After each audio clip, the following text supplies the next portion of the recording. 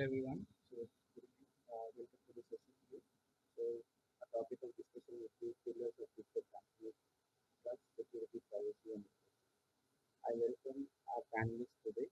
So, Ms. Mosina Desa, CMIT Oil India Limited, Shobha Vedatkar, Managing Director and India Associate, Morgan Stanley, Darshan Shantamurthy, Founder and CEO, SISC, Technical Research Director and Evangelist, Sharif Acharya from sectoral APAC Managing Director, Managed Security Services at AISS, Gujarat Center. So, okay, to class, ma'am. Your moderator would be Ms. Shobha Jagatpal for today, and she will be introducing the panelists. Thank you. Thank you, Sai. Good afternoon to everyone. I'm Shobha Jagatpal. I head the Technology Operations Risk and Fusion Resilience team here in India at Morgan Stanley. Glad to have got this opportunity from DSCI, and I'm happy to share that here we have an eminent panel to discuss about the topic pillars of digital transformation in relation to trust, security, privacy, and innovation. So I'm glad here to invite the eminent panels. We'll start with Darshan. Darshan,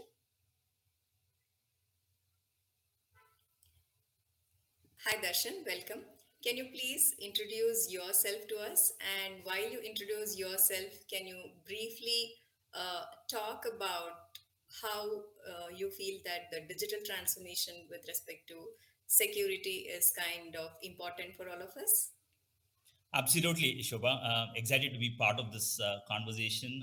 So, good afternoon to everyone on this bridge. My name is Darshan Shantamurthy. I've been in the cybersecurity space for the last 2 decades. I'm a pretty I actually come from the finance background, 2 decades, a chartered accountant by qualification, who fell in love with cybersecurity and since, got trained at CERT Coordination Center in the SCI. And then, of course, been part of the payment data security evolution from the last 15 years or so. So excited to be part of this conversation. So Shobha, my 2 cents is it's an interesting time today for all of us, and it's exciting days because we kind of are sandwiched between what we are seeing in terms of cybersecurity threats and digital transformation that is happening in businesses because of the outbreak of the pandemic. And so as CISOs, we are caught off guard, so to speak. We are in between that, and look forward to having this conversation and dive deep, based on the questions that we get from you and the audience. Thank you for the introduction, Darshan. Would like to introduce Mosami now. Can we get Mosami on the stage? Hi, Mosami. Good afternoon. Welcome to this session. Can you please help introduce yourself? And while you introduce yourself, can you also speak few lines about the digital transformation pillars? Any one of the pillars that you are comfortable with? Yeah, hi everybody. Very good afternoon to you all. At the very outset, I'd like to thank the organizer of this conference for giving me the opportunity to speak a few words in the August Forum. I'm Mosami Deka, heading the IT department of Oil India Limited. Oil India Limited is the second largest national E&P company of India. So it is based on the eastern region of India, and however, it is having the pan India presence. Its main business is exploration of hydrocarbon and production of crude oil, natural gas, and LPG, and transportation of crude oil to various refineries. So IT, indeed, it is not very old. It is new in the sense that it is brought in the organization in 1998. However, if you see the digital technology introduction in the company is very old. In 1977, we brought the seismic data processing and interpretation system. So over the period of time, so a lot of digital technologies has been introduced in the organization. So IT security, we are taking care of that. We are having our own data centers and which are ISO certified, and we are having small setups of workstations to carry out the geoscientific applications, and which we carry out that security audit by CERT in and panel auditors. So we are taking care of the security as our data is very valuable from our industry. That's what I want to convey. Looking forward in our discussion. Thank you. Thank you, Mosami. It was great to hear that from you. We all talk about data being the real oil, and we also have oil, which is actually relating to data here. Glad to have you here. Can we have Sharath on the stage, please?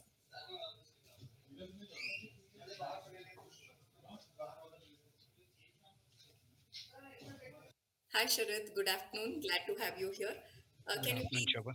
help introduce yourself and also give us an example on how security or privacy or innovation has helped in any of the digital transformation in your space? Yeah, hi everyone. I'm Sharad. So I had the solution engineering for the Asia Pacific region. Come across multiple use cases of digital transformation and why security is important, and help different organization in devising strategies of how a security framework has to be put in place before going into their transformation journey from semi-automation to full autonomy. So, to give you an example, uh, we also like I've come across working with automotive manufacturing company going into digital transformation. They have certain policies and standards that they have to adhere to, and frameworks in line with different standards like IEC 62443, NIST, CSF, or even ISO 27001. So the main thing is to have a framework in place, and then enter the transformation journey, because without a framework, without having a risk assessment framework in place, I think it will be very difficult to have a smooth and a seamless end-to-end connected digital transformation journey. Thank you. Thank you, Sharath. Looking forward to be part of the panel. Yeah. Yeah, we do. So can we have Muthu on the stage, please? Hi, Muthu. Welcome to the panel discussion. I know you need no introduction, but we will be very happy to hear a brief introduction about yourself. And then also, while post you introduce yourself, if you can share briefly on how trust plays a critical role in digital transformation, we'll be happy to hear about that. Absolutely. Thank you, Soba and team and DSAI for having me. Good afternoon, everyone. Muthuraja Shankar, Managing Director of Accenture Security. I was based in India for 15 years with Accenture, recently moved to the market. I'm based out of Dubai, so actually coming live from Riyadh for all of you. But I still work with all the India clients as part of my role, expanded role. So good to be here. So I would take two views. One is whether we like it or not. I think all the other panel, esteemed panel members have spoke about cybersecurity really have become what we call as a really implicit requirement. Whether we like it or not, you do a digital transformation cloud. If you're not thinking about cyber, which is interconnected with really trust, privacy, that all are interlinked today, right? Which is something it is very hard to do, very easy to say in the paper, but hard to do. That's why the practitioners will kind of come into the play, right? If I can take a few live examples of as the with the pandemic we all have seen, right? Even we are in the platform with the platform, we are very platform we are sitting and doing here. Probably this would not have got accelerated if there was no pandemic, because all of us were very happy traveling, taking the flight, taking car. It would not have happened. So it is the need that makes it happen. So clearly we can make it happen, right? That's something that comes in. If I can really take one or two examples. One is one of the client where they were a e-com platform. They were a brick and mortar, meaning that you go to the store, that's what their business was. But they suddenly moved from 4 countries to 40 countries with omni channels. How they took the total platform, and their 60% of the revenue comes from the e-commerce sales today. So think about a client moving in last 4 years, moving from that. What has happened? The underlying the e-commerce platform and the loyalty management program that we are to manage along with it, to make sure that the security is built into each case. And it is a very different way of looking at it, the loyalty frauds, the apart from the security incident that happened. So clearly that's where the trust absolutely comes into play from that perspective, Soba, in my view, right? So it's a the example of, you just, okay, I want to do the business, I want to move from the brick and mortar business to the e-commerce, I will buy software, I will get something done. No, are you doing it securely? Because a single day a DDoS attack can bring down the whole structure down. Yeah, so the investment, so that's where the reality of looking at this. So again, cybersecurity can't be, again, alone be fear based, which is what has been over the decades. Clearly that is moving with the board level attention, and the business is realizing same thing with the security community, realizing data privacy security is built in as an implicit requirement. I think there is a better way to do things. Absolutely. Thank you, Muthu. So, while you were sharing your perspective, one analogy I can think of and share here is that the four pillars that we are talking about is like four legs of a chair, right? So, privacy, security, trust, and innovation have to be balanced and then help the chair to stand firmly. Even if one of the legs is kind of taken off, you definitely see an imbalance in it and is of no use. So that's what I could relate to while you were sharing your perspective. Thanks for that. Coming back to Darshan, I know you've been the founder member of CISA. So one thing I would like to understand from a security perspective is what is your thoughts on the security architecture? So, for example, any journey for transformation would involve a thorough analysis and foundation on the security architecture perspective, right?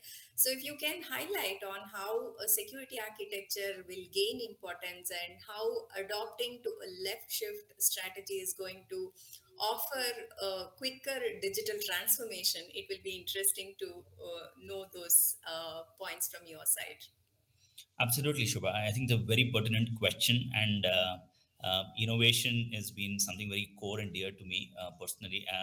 At the end of the day, we've always, and that's something that we can always relate in the industry as well.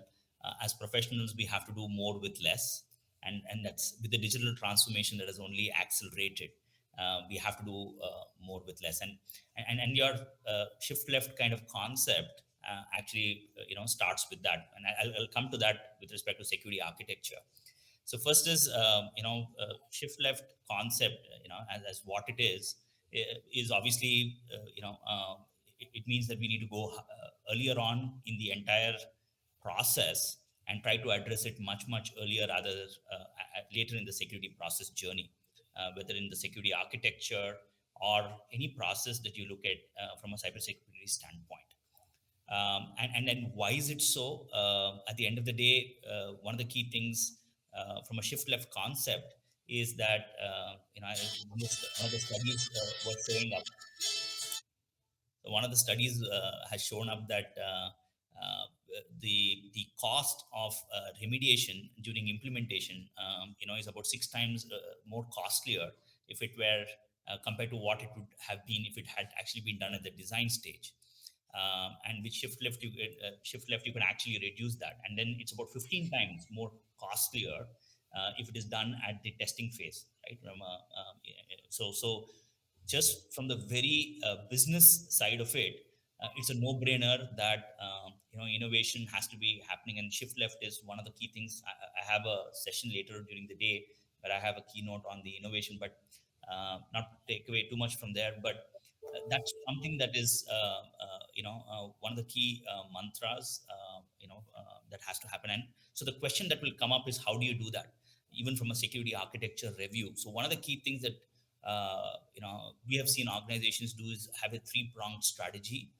So the first is have a proper strategy, in terms of where you want to apply your shift left concept, the entire thought process or the thought leadership, be it on your security architecture, be it in, we have seen organizations use shift left concept even from a containment standpoint, like a forensic. If we were to actually detect an incident, can we do a shift left? Can we be prepared?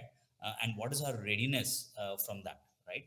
And the second is, of course, having the guardrails for because all these innovations and concepts are as good as the measures and the metrics that we keep, because that's at the end of the day what we need as managers to manage that. So the second concept that we've seen organizations do is having proper guardrails in terms of metrics, and third, of course, is to measure and then continuously improve. So from a security architecture standpoint, one of the key things is applying shift left way up in the value chain, and as Sharath rightly mentioned, starting with your risk assessments, identifying as early as possible in the entire security journey, and then addressing it much before. And it's also the smarter way of doing things today, and probably the only way of doing things today, because we really don't have time and uh, budgets to probably take it up later during the journey. Shobha? Thanks, Darshan. I think you brought in some of the key points that we'll have to consider in mind. So it requires a lot of preparation, execution, measuring the success of it, and then take it forward. Thanks for sharing all that. So, Mosami, continuing on the same lines, you come from an industry which I believe is, I assume, is not having too much of an automation or digital transformation at this point of time. So, I'm truly not aware of what's the actual reality. Can you throw some light on how IT capabilities, as you head it, and the OT related aspects can come together, and how innovation is actually playing a role for the transformation aspects in your area? As I have already told, our organization is going through the digital transformation journey. So, as part of that, we are taking right now, as a first phase, 11 initiatives in our hand. So, many of the things are IT related, but there are some OT systems also. As I have already told, it is an upstream oil and gas industry, and we produce crude oil, natural gas. So, there are lot of risk associated with this business. So safety is the major concern. So whatever innovation we do, we try to bring the fit for purpose technology, and keeping in view that safety has to be the first concern. So right now, say our IT, whatever other industries are doing, similarly, we are also doing. We are having that ERP systems to get our business data. Apart from that, we are highly technical things are there. Geoscientific applications are being carried out from the subsurface layers. So that is a different kind of applications, but very valuable data are there. So for that, we are keeping the our IT security strategy different. But coming to the OT systems, we are having SCADA systems because for the transportation of crude oil, we have to organize the pumps and all valves. Those has to be operated. Previously, it was manually driven. Now it is totally automated. For that, we are having SCADA system. So right now, that IT and OT integrations we are not doing. OT has to be looked after in a different angle because it is controlling the valves, controlling the pump. It is a different kind of security.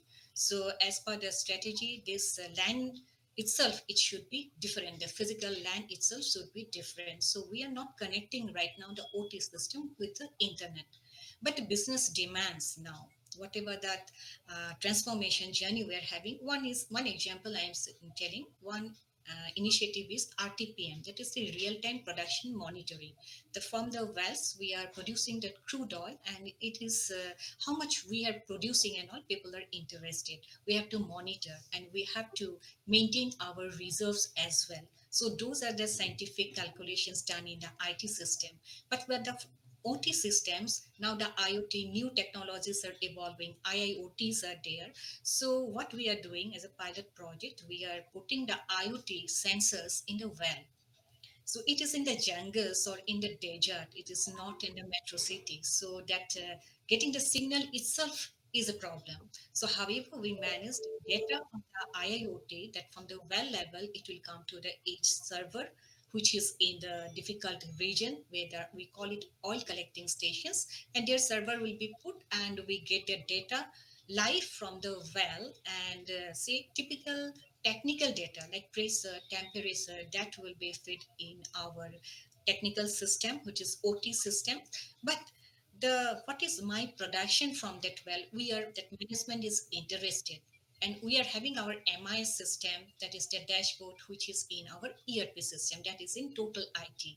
But for the real time production monitoring, the data from the well should come and sit in the ERP system, right? So that is the IT OT integrations. We are now in the process of implementation of one such initiatives, but we have to take care of all those IoT devices, because if it's connected to the internet, as you know, the security is very much vital in that region. So we have to take care of that. It's a different angle. Both IT, OT, we are taking their cyber security measures while connecting that interconnection, IT, OT integration, that is the Industry 4.0, we have to take care of. We are in the process of implementation.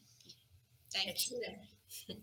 Thanks, Mosumi. So you are dealing with IT, OT, and as well as IoT plus IIoT, right? So Right, that's right. a bit of Industry. challenge to look into at the same perspective. While the standards are not stable, I would say available at this point of time. It's available in some bits and pieces across the industry, but I don't think so anyone is having a clear standard to follow and then offer these devices and services related to it. So that's another challenge I see. So, Sharath, following on the same lines, while you kind of take care of the entire APAC region in your role, have you come across any ideal security framework that is enabling the transformations in digital space? So, Shubha, very interesting, right?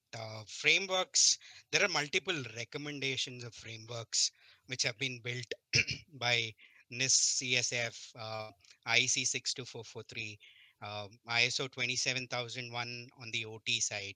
And there are also frameworks by which go deeper with NIST 882 R2. Gartner has an adaptive framework which Gartner recommends. So there are multiple frameworks, but I think we need to pick and choose what is ideal for a specific industry vertical plus a specific type of scenario, right?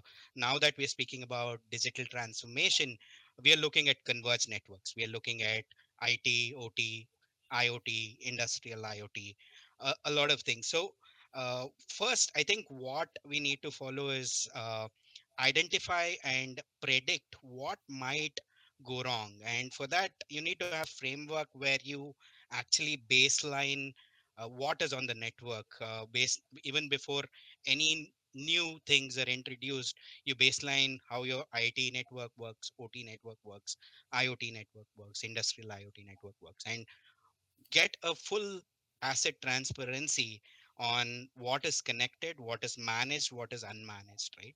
Because OT has been there for multiple years, and we have seen devices coming in and going out. So it's very much necessary to have a transparency, and then look at risks which are present in the environment. It can be uh, you can have risks on your OT environment, on the PLCs, HMIs, SCADA, engineering workstations, or you can have risks on unpatched IoT devices which are going into the OT space, or unpatched IT systems and the new vulnerabilities that we are seeing. That can be an entry point for an attacker to get into a converged IT/OT environment. So, first thing that you need to think about when predicting is how well can you handle the vulnerabilities, and then devise a prevention strategy as part of the framework itself, where you're talking about risk mitigation.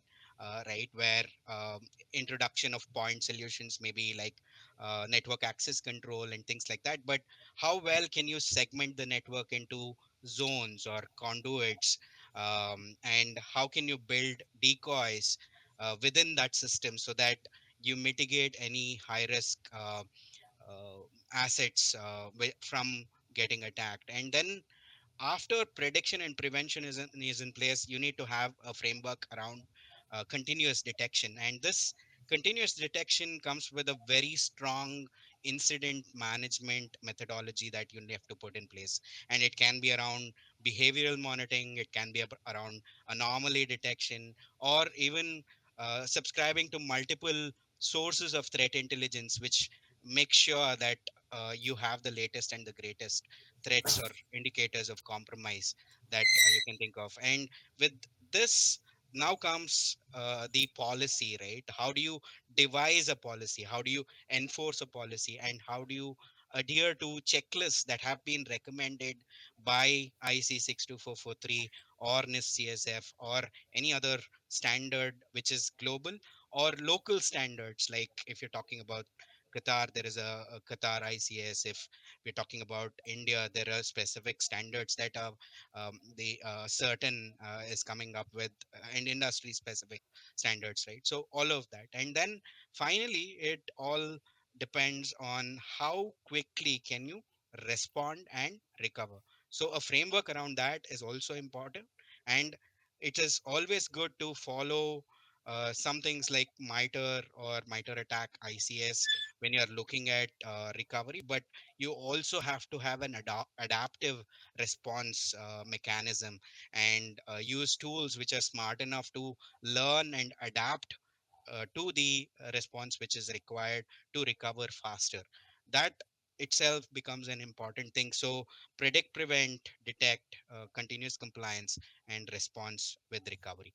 So that, I think, completes the framework, and it's a mix of different recommendations given by standards and policies which are out there. Shobha. Thanks, Sharath. I think you gave us a very wide perspective, starting from predicting things to addressing it at a periodic, or I would say continuous way, and also kind of ultimately looking at the risk where we stand.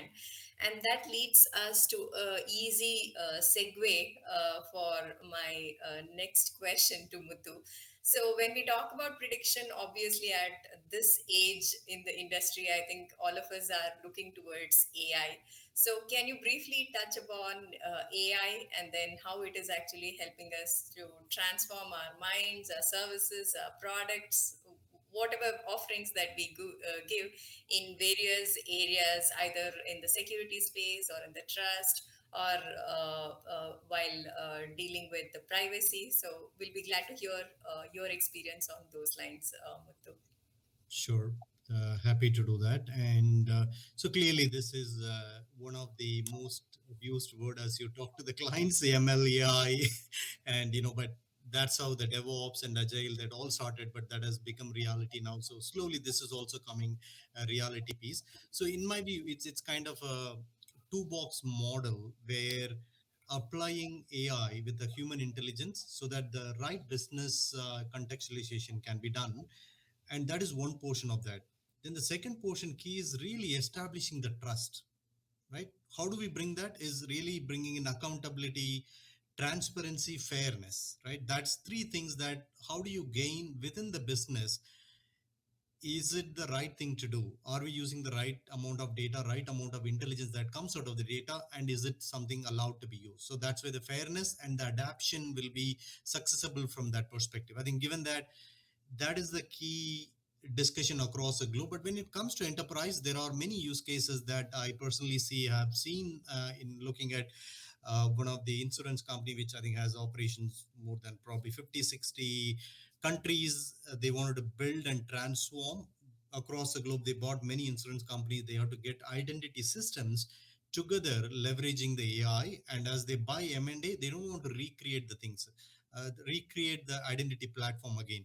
Therefore, the idea was to really integrate AI as part of the enterprise-wide identity governance.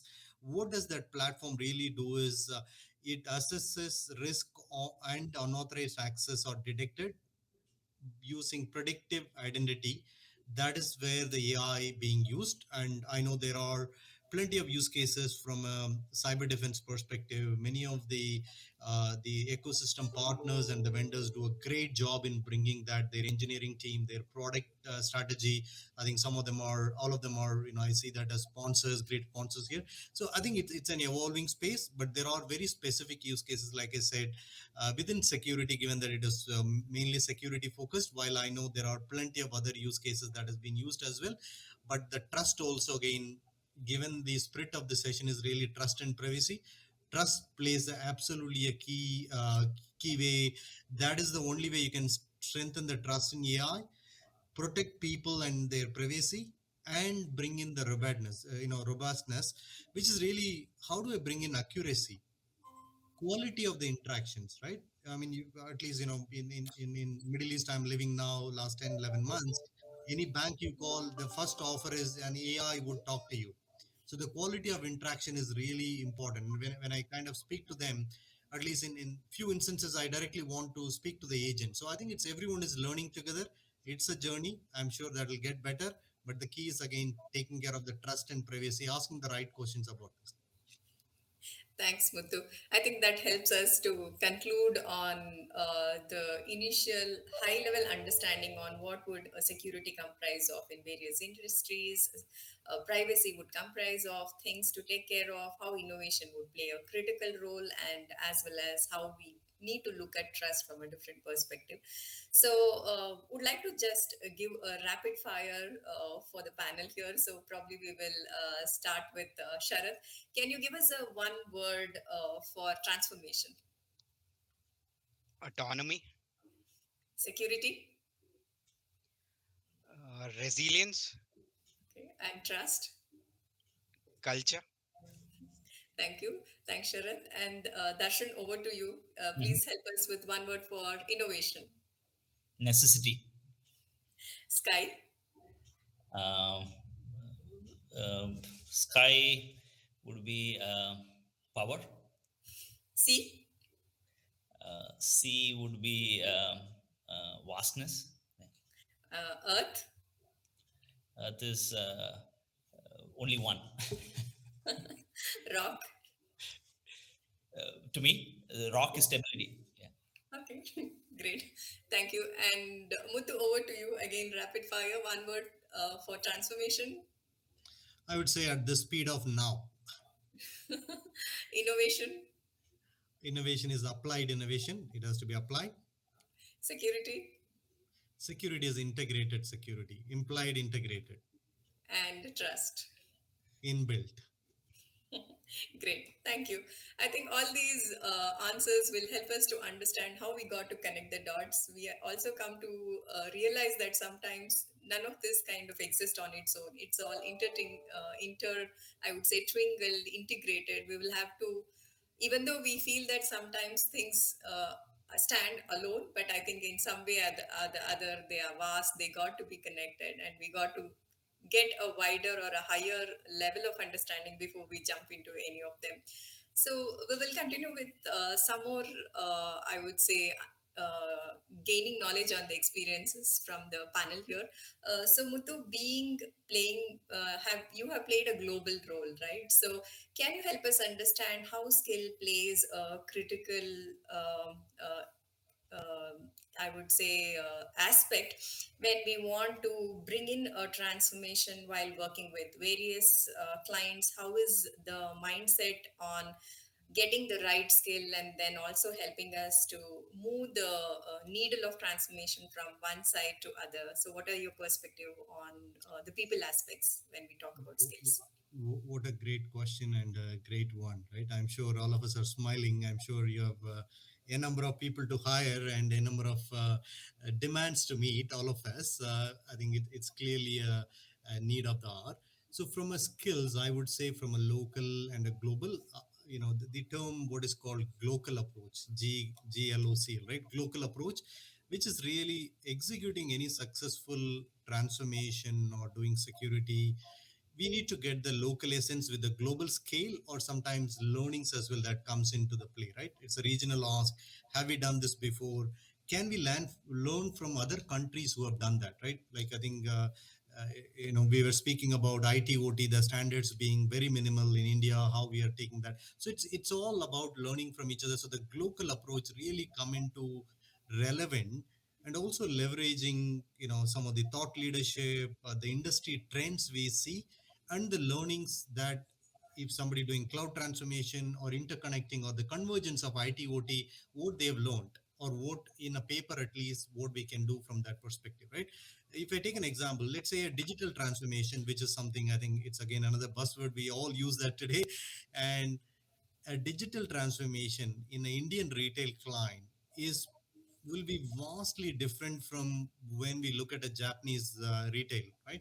Because I think it's also the transformation comes to culture, the policies, and the target markets. What are the product portfolio you would get it?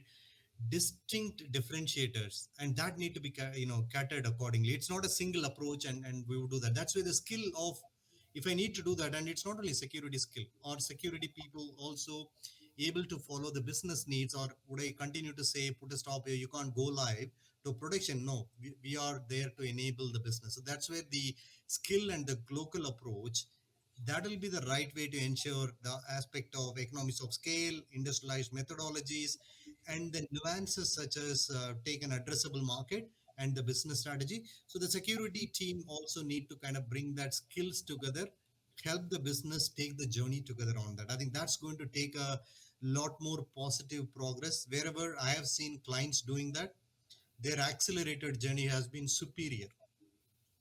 Others are learning and others are getting there, in my view. Yeah, I think it's definitely there. So if we have the journey done together, we would definitely see an acceleration in what we want to achieve and deliver at the end. I completely agree to that. Thanks, Muthu. So, Mosmi, over to you. I know that there could be a lot of complexities and challenges while dealing with the transformation spaces, right? So, can you highlight with one or two examples on how people aspects play a role in it? Yeah. Uh, Actually, I'm agreeing to Muthu, whatever he said in the very beginning, that COVID 19 has changed our life. So before COVID 19 came, we used to travel a lot and go to meet people personally. We're having our meetings. But after COVID 19, it was a tremendous change. From IT perspective, as I'm heading the IT of Oil India Limited, we found that WebEx, Google Meet, then MS Team, those are being used extensively. So I have to increase the internet speed for all the users. That is a challenge because we are some here placing in the remote area. So getting the vendors immediately, it was a challenge, but vendors are coming. So I'm increasing that internet speed for the users as well as some mailbox sizes. So previously we're having our on-prem mail infrastructure, but right now we have gone to post 365, and so these where the requirement immediately came. So first time it was a challenge, now we have overcome these situations. And talking about the users, the other way, say for implementation of our digital transformations and whatever the initiatives it has been chosen, those are being chosen by our all stakeholders. We are having various departments. Say one is the drilling department, which used to get the crude oil from the subsurface. Then the production department comes. Those are the field oriented jobs, totally field oriented jobs. Various manual things are being done, heavy equipment. But now the industry is coming with that IoT or whatever new technologies. So right now they are feeling comfortable that yes, these are the industry standard practices, new emerging technologies are there, so we need that. So that we are now going to have a RTOC kind of thing, that operating center where the different domain people, as we have told, that that skill of the people. So if they walk in a collaborative manner, then from the each other's point of view, they can take the decision. In our industry, decision making should be faster. So that way, those are now being taken care of by users themselves. People are, because of the internet and all, Google and all, people are learning a lot. YouTube, looking at YouTube, people learn a lot. Previously it was not there, so the technology and makes people inclusive about different thing. It's not that my domain is IT, I cannot learn the other things, finance or materials, whatever. So if I want to learn something, it's no inhibition now, so I can learn anything. So that way the skill is also coming up. So that's from my point of view, that users are taking interest in the new digital technology. So people are comfortable, they're asking, and it's my duty to provide them immediately. So that is the challenge, and I'm thinking I'm able to give whatever they are asking. Yeah. Thank you. Thanks, Mosami. So what you are saying is that we have all the available material on the internet at this point of time, and people have the will to learn all by themselves and help us address some of the complexities and challenges that you find in your space. So that's how I take it. Based on the similar lines, Sharath, once we have people who are rightly skilled and they are willing to kind of upskill themselves and then meet up to the expectations to address the complexities and challenges in the space. Can you highlight a few aspects that are necessary to observe what's being delivered? For example, how do we measure how secure we are? How do we measure how the privacy aspects has been taken care of? How do we measure if there's enough trust in the interactions, enough trust in the offerings? And how do we measure that we are innovating and we are kind of bringing in that innovation kind of a mindset and culture in whatever has been kind of offered when solution architecture needs to be thought about? So would like to hear your thoughts on that. Sure, Shobha. So, see, we are looking at a end-to-end value stream, if I understand the question right, right? Um, first thing is upskilling people, right? Second thing is engaging different people together. That's when you can deliver a secured environment for any kind of transformation that we'll have to get into, right? And one thing that we always have to look at is firstly, people are always learning. They have to keep themselves up to date, and all these years we saw this in three different or two different islands. IT separately, OT separately. Instrumentation team worked in isolation. The IT team, which is the security team, or the digital officers, all of them work separately. But with this transformation, everything has to come together. There has to be an engaged team to um, actually give value to this end-to-end value stream that we are looking at. Second thing is what we have to most importantly look at is there are point solutions, right? There are firewalls, there are EDR systems, there are IDS systems, IPS systems, there are SIEM systems. All of these, there are different point solutions. But how do you, with the knowledge that people have, how do you put all these pieces together from this jigsaw puzzle and put it together to actually create a frame which works for that specific organization? I think that is super important. And when you're doing it, there are a lot of uh, industry recommendations, some that you can take and some that you have to currently pass with because of the kind of investment which is required.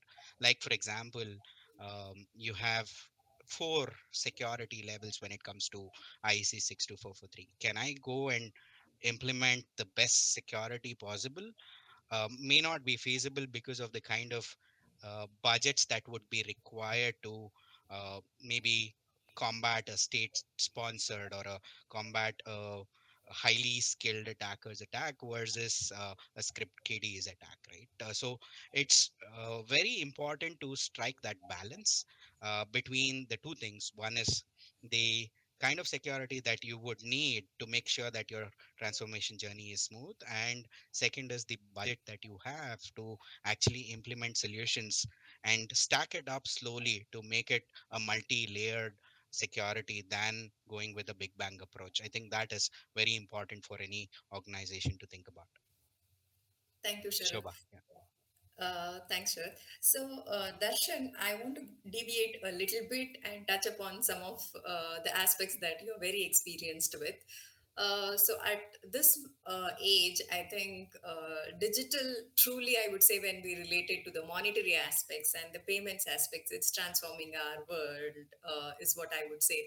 So, everyone has so many apps installed which will help us to kind of make payments and then kind of shop and get things that we would need, right? We don't really need to deal with cash at all. So, can you share your experience on the importance of the security while we look at the digital monetary payment world that is getting transformed from technology perspective and as well as transforming our lives as well? Absolutely, Shobha. I mean, payments has been. I mean, I've been part of the journey for the last 2 decades. So I've been part of the journey wherein no one would accept other than cash to now, paying an auto driver with a phone pay or a Google Pay, and then you can do that. So it's been a transformational journey, and I can only vouch for the fact that.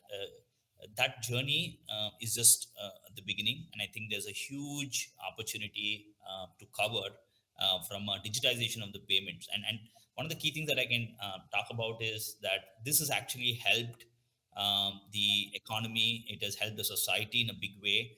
And so is the case. I'm sure these kinds of digital transformation in every sector would only unleash the economies of scale and benefits of digitization. So that's been one major learning, and I have seen that do that. And today, a farmer can get money, without having to go to the mandi, so on and so forth. So we've seen that in our lifetimes, which would have been a joke if someone would have told 5 years ago.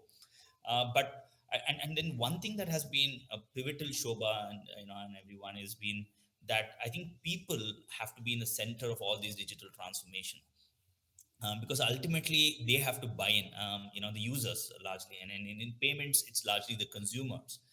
So whenever there has been, and security and trust is obviously, like say Muthu has said, it's kind of intrinsic, should be intrinsic, and should not be something that should be explicit in terms of asked or demanded from the consumer. And that's the way we've seen success actually happen in digital payments. At the end of the day, I've been one of the volunteers at the UPI cybersecurity framework, and one of the key things we kept in mind from the very beginning is to design the entire framework from a cybersecurity standpoint. And linking back to our earlier conversation of shift left, and kind of design it from the very beginning,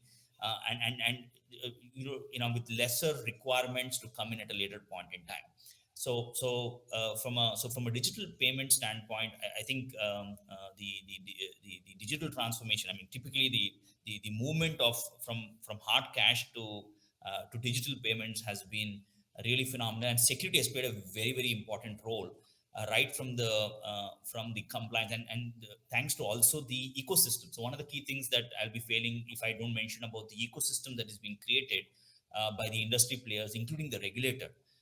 So fortunately, in India, we've got a very proactive regulator who's actually played a very significant role in this entire digitization process, and they've been spearheading and allowing. And even now with crypto, proactive rules coming around government, our central bank approved cryptocurrencies. There's a lot of things that is going to happen, and fundamentally, security and trust is inherent, and there's a lot that needs to be done. Hopefully, I answered your question, Shobha. Thanks, Darshan. Yes, true.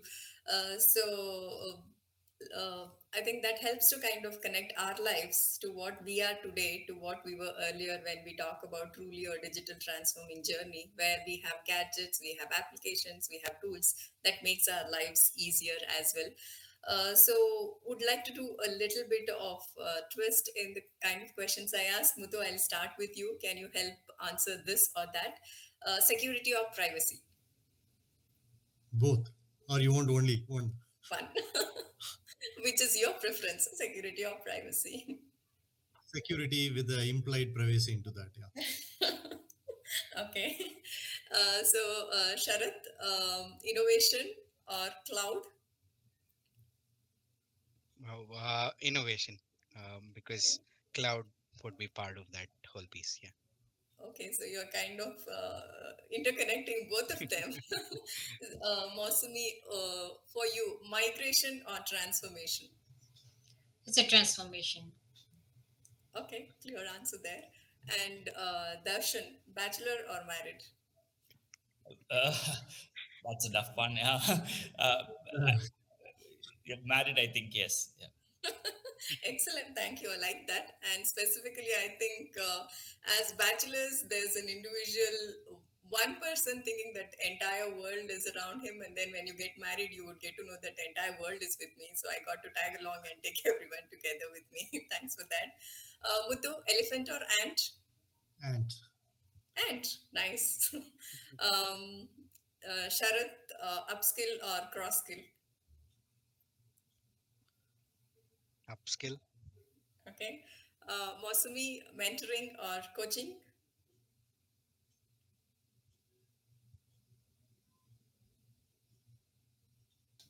Mentoring. Great. And Darshan, deep skilling or multi skilling? Deep skilling any day. Great. And last one to you, speed or scale?